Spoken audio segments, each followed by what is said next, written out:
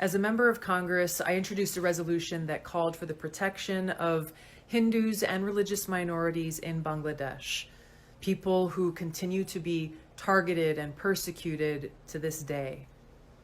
Now, the height of this persecution actually began 50 years ago when the Pakistani army systematically murdered, raped, and drove from their homes millions of Bengali Hindus because of their religion and ethnicity. On March 25th, 1971, was the beginning of a systematic targeting of Hindus in Bangladesh by the Pakistani military. It began in Hindu neighborhoods and villages, first at Jagannath Hall, which was a Hindu dormitory in Dhaka University, where 5,000 to 10,000 people were killed on that first night alone. This genocidal campaign continued for 10 months, resulting in 2 to 3 million people killed, hundreds of thousands of women and girls raped, and more than 10 million forced to flee their homes. U.S. Senator Ted Kennedy went to visit the Bangladeshi refugees at that time and said, quote, "Nothing is more clear or more easily documented than the systematic campaign of terror and its genocidal consequences launched by the Pakistan Army on the night of March 25th. Hardest hit have been members of the Hindu community who have been robbed of their lands and shops, systematically slaughtered, and in some places, painted with yellow patches marked H." End of quote.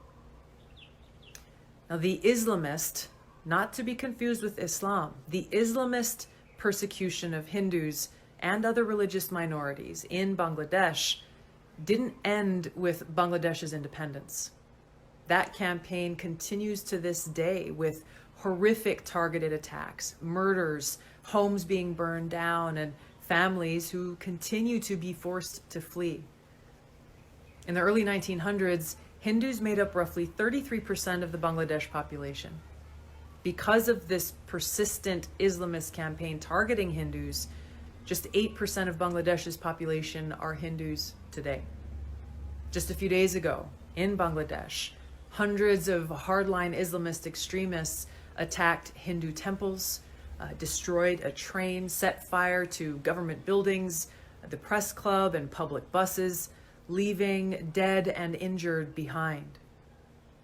Unfortunately, the Islamists' campaign of terror against Hindus, other religious minorities, secularists, atheists, and others in Bangladesh is not unique. It's been going on for centuries.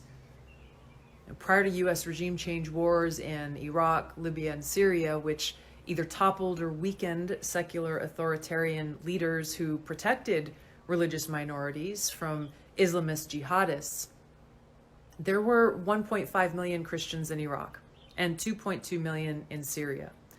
Now there are an estimated 200,000 to 300,000 Christians in Iraq and 450,000 in Syria. Afghanistan was a very multi-religious country which included Hindus, Buddhists, Zoroastrians, and more prior to the Islamist takeover. Today, it is estimated there are around 1,000 Hindus who remain. Religious minorities make up less than 1% of Afghanistan's population. Until the leaders of the United States and the world condemn and commit to defeating the Islamist exclusivist ideology, an ideology which holds that all non-Muslims and many so-called quote-unquote heretical Muslims need to be wiped from the face of the earth, enslaved, or at the very least kept as second-class citizens without the right to own land, worship openly, etc., like in Pakistan, the jihadist campaign of terror will continue throughout the world.